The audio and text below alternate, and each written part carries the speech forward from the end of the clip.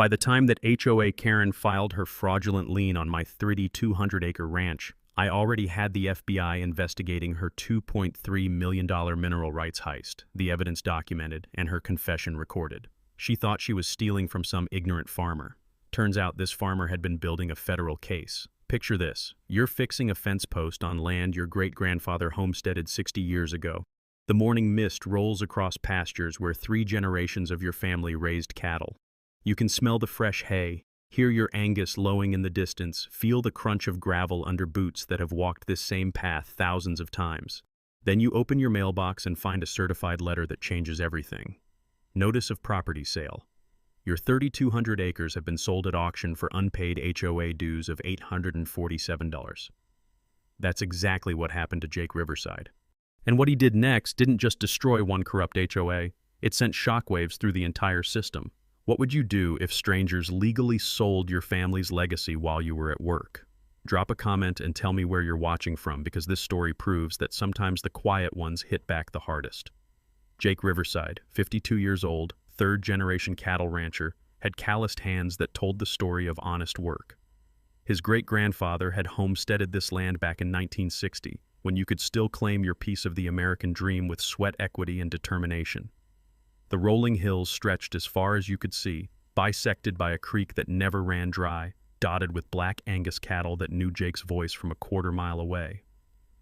After his divorce 2 years back, Jake split his time between the ranch and his job as a diesel mechanic in town. The mechanic work paid the bills while the cattle operation slowly rebuilt itself. His 2 teenage kids, Emma and Tyler, spent weekends helping with fence repairs and feeding. It wasn't glamorous, but it was theirs. Then Marlene Whitfield moved to the neighborhood. Marlene, 58, arrived from California 5 years ago with her tech executive husband and enough attitude to power their smart home. She'd bought into Meadowbrook Estates, a development of 47 luxury homes built on what used to be the Johnson family's wheat fields. Within 6 months, she was HOA president. Within a year, she was making everyone's life miserable. "Those cattle are an eyesore," Marlene announced during her first visit to Jake's front porch, her designer heels clicking against weathered wood like a ticking time bomb. Her perfume hit Jake like a chemical weapon, clashing violently with the honest smell of hay and livestock.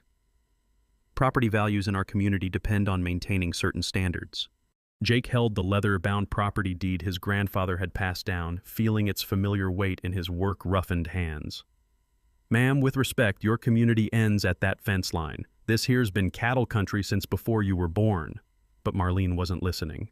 She was already planning. The harassment started small. Jake's mailbox got knocked over twice in 1 month. His cattle gate was left open, sending 30 head of Angus wandering down the county road. Anonymous complaints flooded the county offices about unsightly agricultural activities and potential health hazards.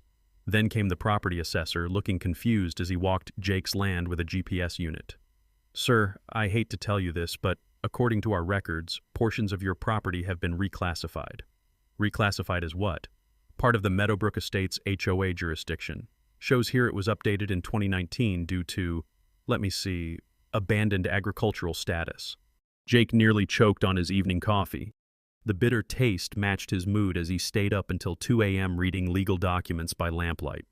Abandoned? He'd been running cattle on this land continuously for 15 years. He'd paid every tax bill, maintained every fence, filed every agricultural exemption. But somehow, impossibly, his 3,200 acres were now listed in the county registry as part of Marlene's HOA kingdom. No notification had ever been sent. No hearing had been held. One day his land was his. The next day it belonged to a suburban development that hadn't even existed when his great-grandfather first broke ground. The smell of diesel fuel and morning dew couldn't mask the stench of something rotten in the county courthouse. And Marlene? Well, she was just getting started. "You have 30 days to comply with architectural guidelines," her next certified letter read, "or face daily fines of $50. Your barn is a non-conforming structure and must be removed or modified to meet community standards." Jake stood in that same spot where his great-grandfather had first surveyed their slice of heaven, watching the sun set over land that had fed 3 generations of his family. The cattle were settling in for the night, their gentle sounds mixing with the whisper of wind through tall grass. He didn't know it yet, but he was about to discover something that would change everything. This wasn't about property values or community standards. This was about money. Lots of it. And Marlene Whitfield was willing to steal a man's entire legacy to get her hands on it. Marlene wasn't content with threatening Jake's barn.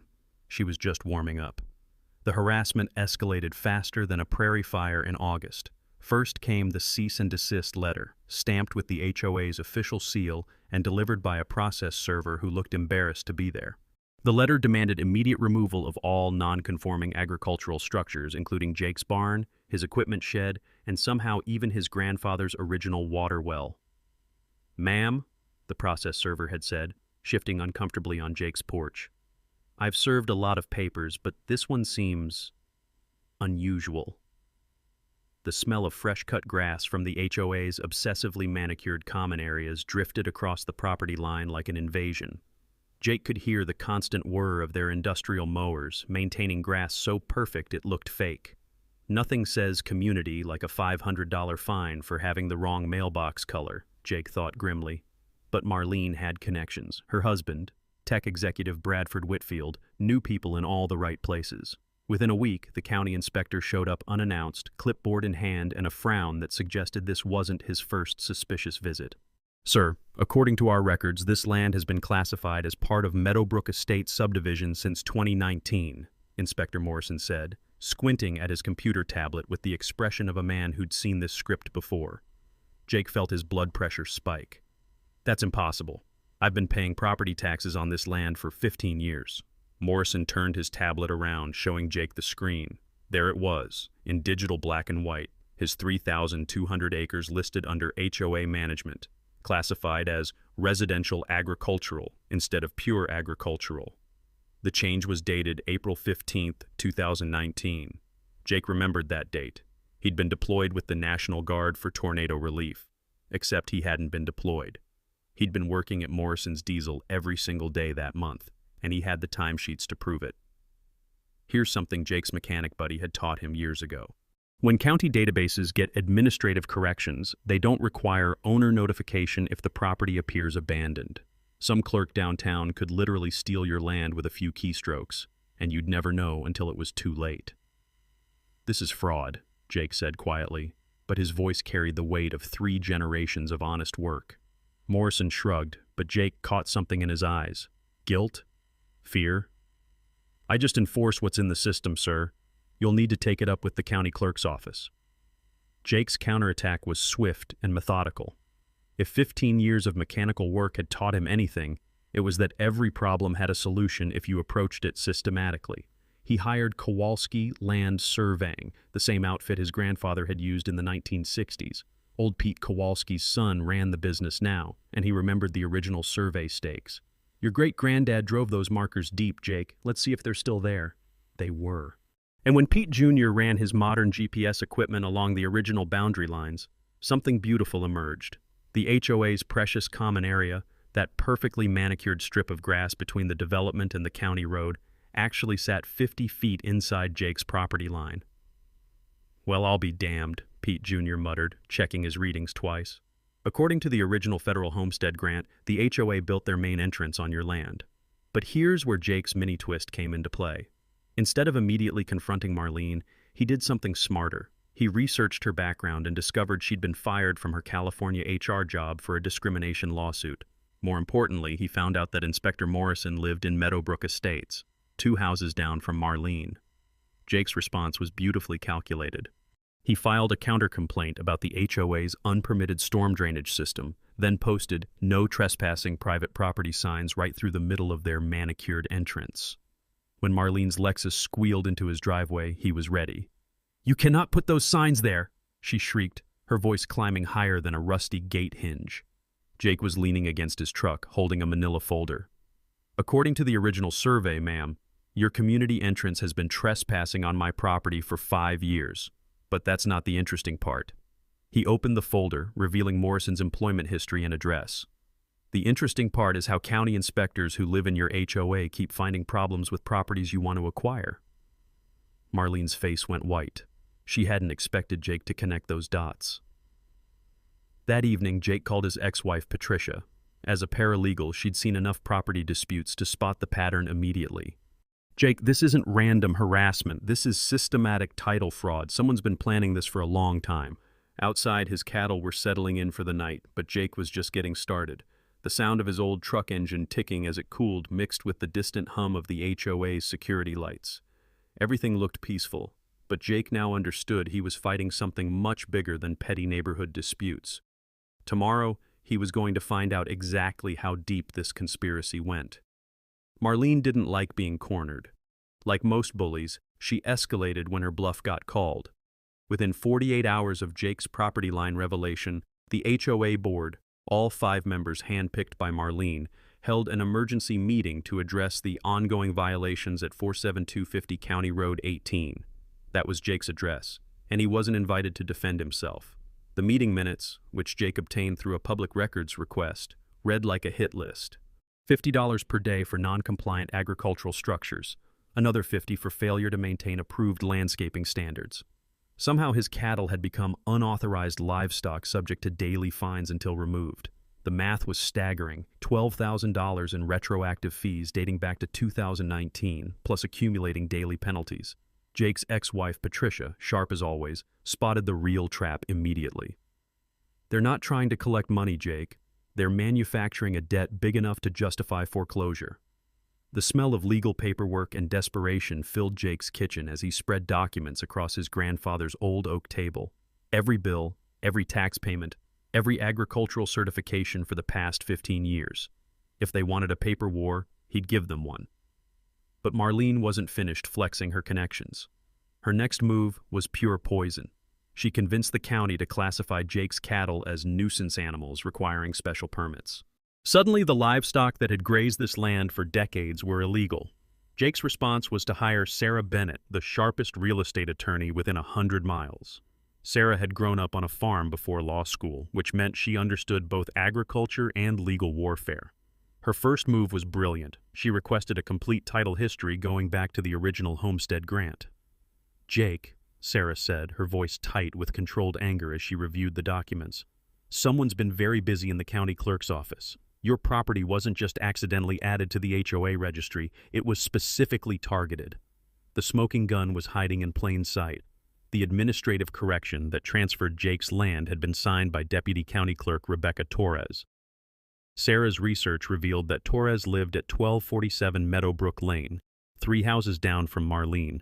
The correction was processed on April 15, 2019, the exact day Torres returned from vacation in Cabo San Lucas, a vacation that, according to social media posts, she took with Marlene Whitfield. Jake remembered something his grandfather used to say: "When you're working on an engine, follow the connections. Everything's linked to something else." The same principle applied to corruption. You just had to know where to look. But here's where Jake's mechanical mind served him well. He started documenting everything with the methodical precision of a man who'd spent years diagnosing complex problems. Every conversation was recorded, legal in his state, every interaction photographed, every piece of mail cataloged with timestamps. His big break came from an unexpected source: Betty Morrison, an 83-year-old widow whose property backed up to Jake's eastern boundary. Betty had been fighting her own HOA battle over her late husband's workshop, which Marlene claimed violated building codes despite being grandfathered in for 30 years. They tried the same thing with Pete Kowalski's horse pasture, Betty told Jake over coffee at Murphy's Diner, her weathered hands steady despite her age. Same pattern, same clerk, same mysterious corrections in the county database. The taste of Murphy's burnt coffee couldn't mask the bitter realization: this wasn't random harassment. This was a systematic operation targeting rural properties adjacent to Meadowbrook Estates. Jake had stumbled into something that made his own problems look small. Sarah's title search revealed the full scope. 3 other properties totaling nearly 800 acres had been administratively corrected into HOA jurisdiction between 2019 and 2021, all during times when the owners were temporarily away or distracted by personal crises, all signed off by Rebecca Torres. All properties that would be valuable for development or had strategic importance for the subdivision's expansion. The mini twist that changed everything came when Sarah discovered the HOA's financial records were public information. As Jake pored over the spreadsheets late one night, the sound of his ancient printer struggling with page after page of evidence, one line item jumped out: Legal consulting fees, $847,000 over 3 years. $847,000 in legal fees for a 47-home subdivision. That was nearly $18,000 per house per year, enough to buy a decent truck. But the truly damning detail was the recipient. Whitfield and Associates Legal Services, owned by Bradford Whitfield's brother-in-law. Jake leaned back in his chair, listening to the distant sound of his cattle settling for the night, and smiled for the first time in weeks. Marlene hadn't just been stealing property, she'd been funneling HOA funds to family members while manufacturing legal crises to justify the fees. Tomorrow, he was going to start connecting all the dots. And when he was finished, Marlene was going to wish she'd never heard of Jake Riverside. Marlene's next move proved she was panicking. Desperate people make stupid mistakes, and Marlene was about to make a big one. Bradford Whitfield's tech connections weren't just for show. Within days of Sarah's financial discovery, Jake received a visit from the state fire marshal, the EPA, and somehow even the IRS, all based on anonymous tips about environmental violations, improper chemical storage, and unreported agricultural income. The fire marshal found nothing.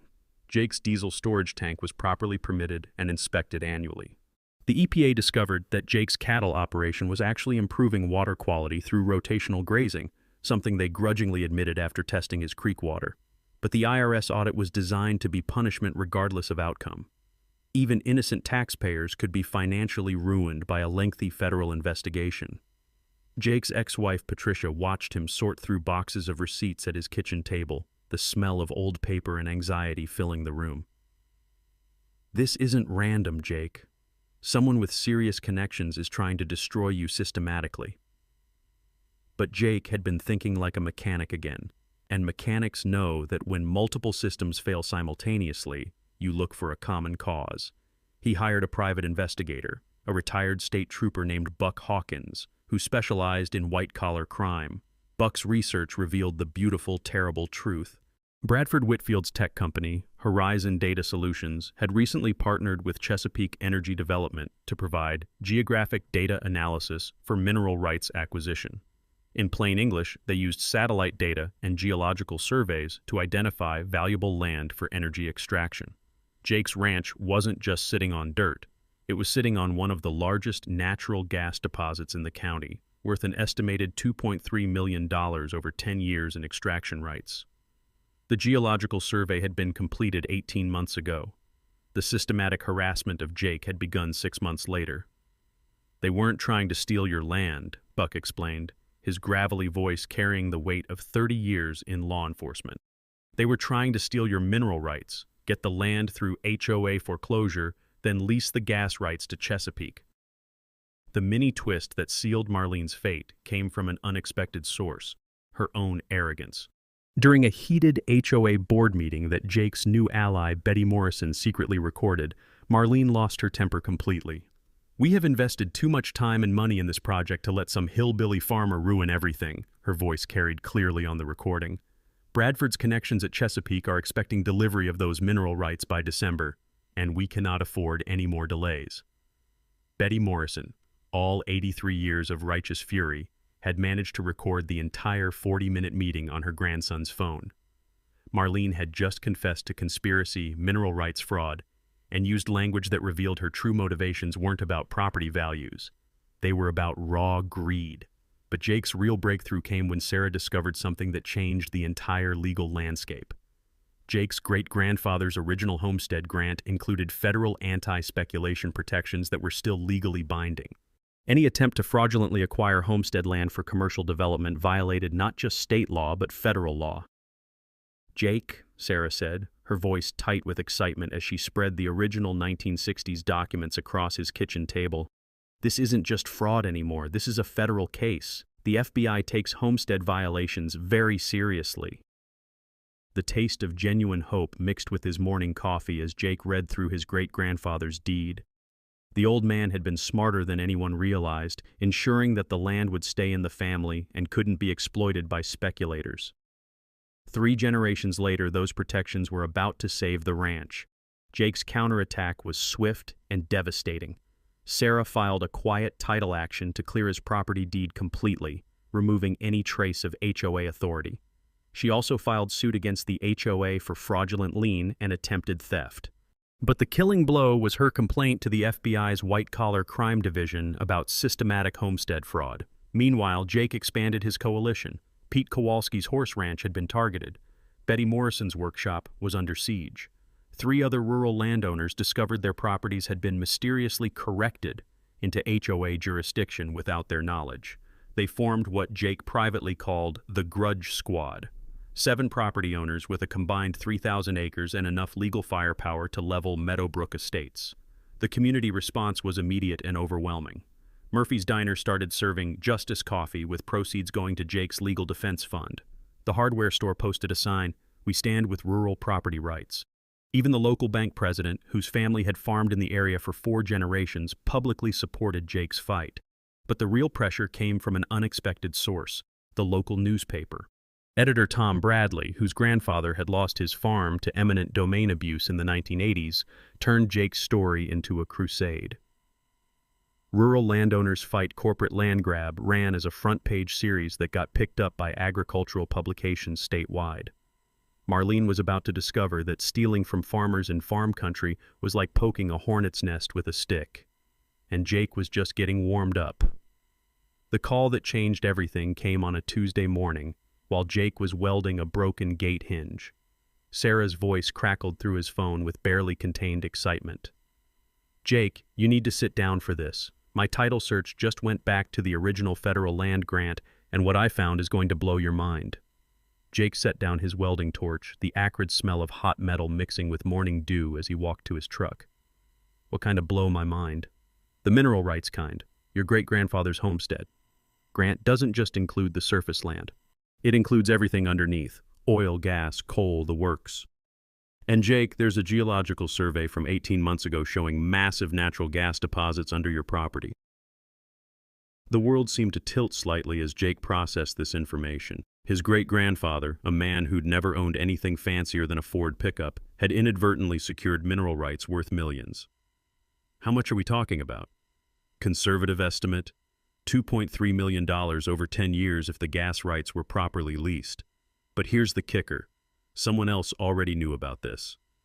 Sarah's research had uncovered the real conspiracy. Horizon Data Solutions, Bradford Whitfield's tech company, had been contracted by Chesapeake Energy to identify properties with high-value mineral deposits using satellite geological analysis. Jake's ranch had been flagged as a high-priority acquisition target in a report dated 15 months ago. The systematic harassment hadn't been random petty tyranny. It had been industrial espionage followed by attempted theft on a massive scale. "They weren't trying to steal my farm," Jake said slowly, understanding flooding through him like cold water. "They were trying to steal my great-grandfather's legacy and turn it into their retirement fund." But the revelation got worse. Buck Hawkins' investigation revealed that Chesapeake Energy had already drawn up preliminary extraction plans for Jake's property. The plans included access roads, drilling sites, and pipeline connections, all assuming ownership would transfer to Meadowbrook Estates Development Corporation by January 2025. Marlene hadn't been playing neighborhood HOA games. She'd been executing a multi-million-dollar heist disguised as suburban property management. The emotional impact hit Jake like a physical blow. For months, he'd thought he was fighting petty bureaucrats over building codes and property lines. Instead, he'd been defending his family's entire future against corporate thieves who saw his great-grandfather's sacrifice as nothing more than a business opportunity. Sarah's voice softened as she delivered the final piece of the puzzle. "Jake, there's something else. The federal anti-speculation clauses in your original homestead grant aren't just protective, they're punitive. Anyone who tries to fraudulently acquire homestead land for commercial development faces federal prosecution and treble damages." Treble damages. That meant Marlene and her conspirators could owe Jake 3 times whatever they'd tried to steal. 3 times $2.3 million was nearly $7 million in potential recovery. Jake sat in his truck, listening to his cattle moving through the pasture his great-grandfather had cleared by hand 60 years ago. The old man had probably never imagined that the worthless rocks under his farmland would someday be worth more than the farm itself. But somehow, with the wisdom of a man who'd survived the Depression, he'd protected it all. Sarah, Jake said quietly, I want every one of these bastards prosecuted to the full extent of federal law. Not for the money, for every farmer who's lost his land to schemes like this. The taste of righteous anger was better than coffee. Marlene thought she was stealing from some ignorant country boy who wouldn't know how to fight back. Instead, she'd picked a fight with 3 generations of American determination, backed by federal law and mineral rights worth enough to buy half the county. Jake's great-grandfather had always said the land would take care of the family if the family took care of the land. 60 years later, the old man was still keeping his promises. Now it was time to make Marlene pay for underestimating both of them. Sarah Bennett's law office became War Room Central, and Jake learned that legal warfare required the same methodical approach as rebuilding a diesel engine, except instead of parts and tools, they were assembling evidence and allies. First, we clear your title completely, Sarah explained, spreading documents across her conference table like a general planning an invasion. Quiet title action removes any cloud on your ownership. Second, we sue the HOA for fraudulent lien and attempted theft. Third, we file federal charges for homestead fraud. But Sarah's real genius was bringing in reinforcements. She contacted Maria Santos, a civil rights attorney who specialized in housing discrimination cases. Maria took one look at Marlene's documented comments about preserving community standards and inappropriate residence, and saw a pattern of targeting rural landowners based on class and lifestyle. This isn't just property fraud, Maria said, her voice carrying the intensity of someone who'd fought corporate bullies her entire career. This is systematic discrimination disguised as community improvement. Jake's role was documenting damages with the precision of a mechanic's logbook. Every legal fee, every lost day of work, every repair needed because of sabotage. The numbers were staggering. $43,000 in direct costs, plus lost agricultural income and property improvements he couldn't complete while fighting legal battles. But the real weapon was Buck Hawkins' financial forensic work. The retired state trooper had a talent for following money trails, and the HOA's books told a story of corruption that would make a politician blush. They've been systematically looting this HOA for 3 years, Buck reported, his weathered hands pointing to spreadsheet entries that added up to grand larceny. Legal fees to Bradford's brother-in-law, consulting contracts to shell companies owned by Marlene's relatives, maintenance contracts at 3 times market rate to companies that barely exist. The most damning discovery was a series of emails Buck had obtained through his law enforcement contacts. Marlene and Bradford had been planning the mineral rights acquisition for over 2 years, carefully researching which properties to target and how to manufacture legal justifications for foreclosure. Meanwhile, Jake was building his coalition of rural resistance. Pete Kowalski brought his horse ranch problems to the team. Betty Morrison contributed her secret recordings of HOA meetings. 3 other targeted landowners joined the lawsuit as co-plaintiffs, turning individual harassment into a class-action conspiracy case. The community support was overwhelming. Jake's old boss at Morrison's Diesel started a legal defense fund that raised $12,000 in 2 weeks. The local Farmers Association voted unanimously to provide expert witnesses about agricultural practices. Even the Methodist Church, where Jake's family had attended for 3 generations, offered their fellowship hall for strategy meetings. Sarah coordinated everything with military precision. She filed the quiet title action on Monday, the fraud lawsuit on Wednesday, and the federal complaint on Friday. By the following Monday, Marlene was facing legal attacks on 4 different fronts simultaneously. Jake's personal preparation was equally methodical. He took temporary leave from his mechanic job to focus entirely on the legal battle. His kids, Emma and Tyler, moved back to the ranch full-time to help with cattle operations. Even his ex-wife Patricia, despite their complicated history, provided paralegal support during evening strategy sessions. The psychological warfare was Sarah's idea. Instead of hiding from media attention, they embraced it. Tom Bradley's newspaper series had caught the attention of agricultural publications statewide. Sarah arranged interviews that painted Jake as the symbol of rural property rights under corporate attack. Every time Marlene sees your face in the paper, Sarah explained, she's reminded that this isn't going away quietly. Corporate bullies depend on victims staying silent and isolated. But Jake's favorite part of the preparation was the security upgrades. Buck Hawkins helped him install a surveillance system that would make the FBI proud. Every inch of Jake's property was now monitored by cameras that uploaded directly to cloud storage. If Marlene wanted to escalate to sabotage, she'd be handing them video evidence for federal prosecution. The smell of fresh coffee and determination filled Sarah's conference room during their final planning session. Maps covered the walls showing property lines, mineral surveys, and HOA boundaries. Evidence boxes were stacked to the ceiling.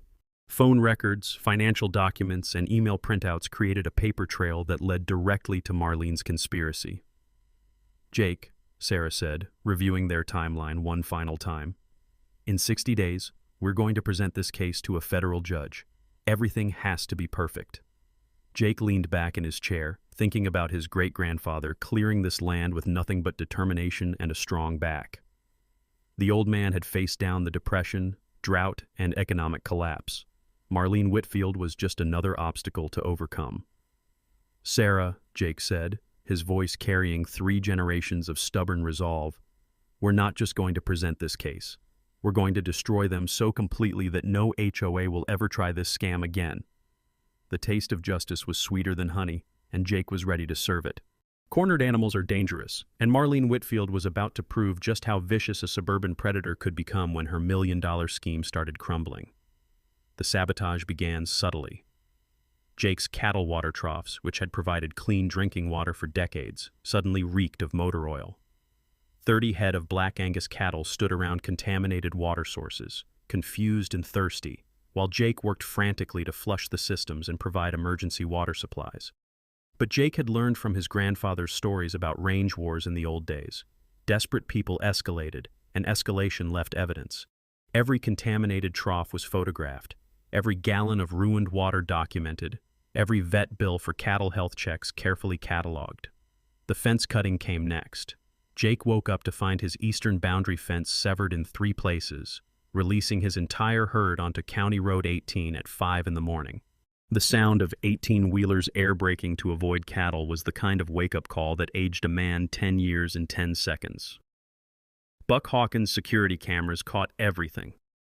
At 2:17 a.m., a figure in dark clothing had methodically cut fence wire with bolt cutters.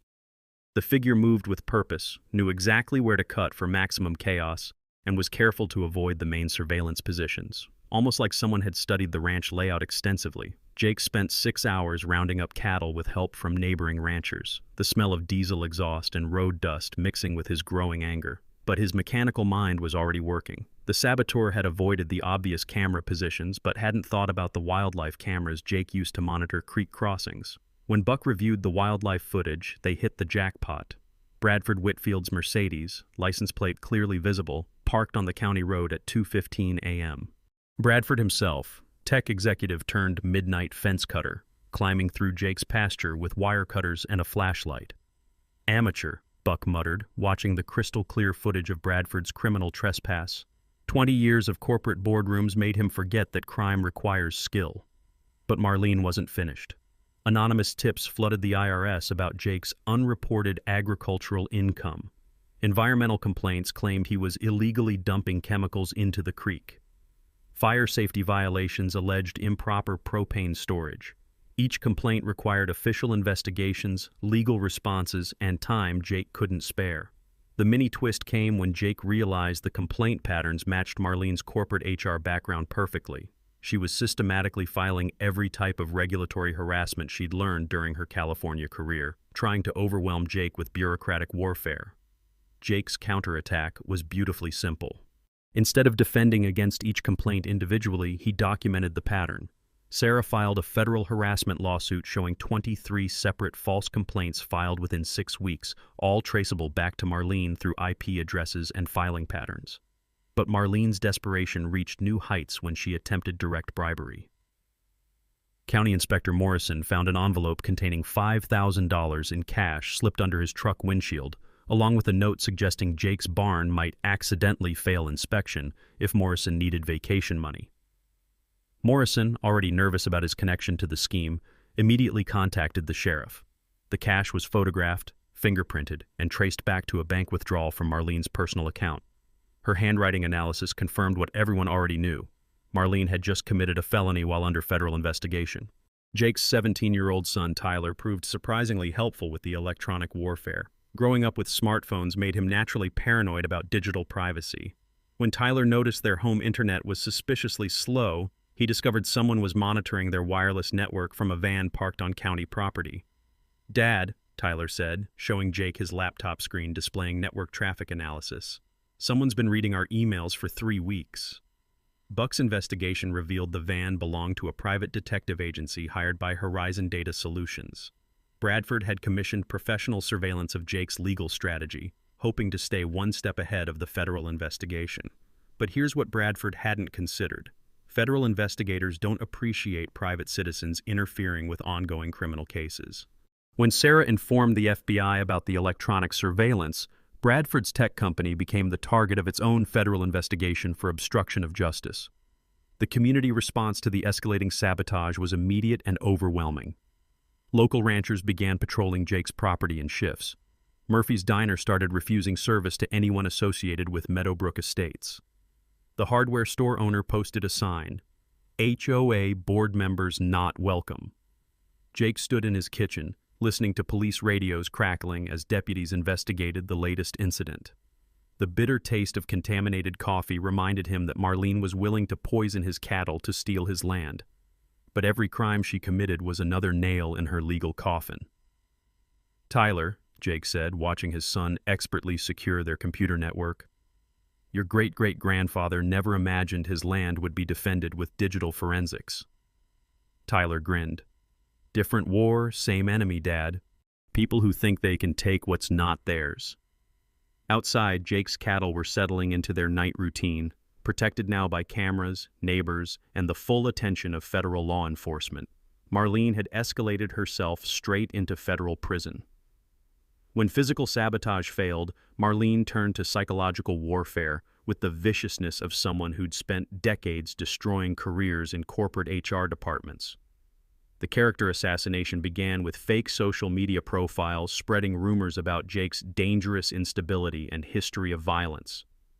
Anonymous posts claimed he'd threatened Marlene with physical harm, that his divorce was caused by domestic abuse, that his cattle operation was a front for illegal activities. Each lie was carefully crafted to sound plausible to people who didn't know Jake personally, but Marlene had underestimated small-town loyalty. Within hours of the first fake post, Jake's ex-wife Patricia published a public Facebook response that scorched the earth under Marlene's lies. "I've known Jake Riverside for 22 years, married him for 15, and divorced him for reasons that had nothing to do with his character," Patricia wrote. "He's one of the most honest, hard-working men I've ever known. Anyone spreading lies about him is either misinformed or malicious, and I suspect the latter." The post got 300 likes and 47 shares in the first day. Jake's diesel mechanic customers, cattle buyers, and 3 generations of neighbors rallied with testimonials that painted him as exactly what he was, a decent man defending his family's legacy against corporate thieves. Sarah documented every fake profile, every false post, every attempt at digital defamation. Cyberstalking and harassment carried serious penalties, especially when part of an ongoing federal investigation. Marlene was building her own prison sentence one lie at a time. But the most dangerous escalation came when Marlene began targeting Jake's children. Anonymous calls to Child Protective Services claimed Emma and Tyler were living in unsafe conditions on the ranch.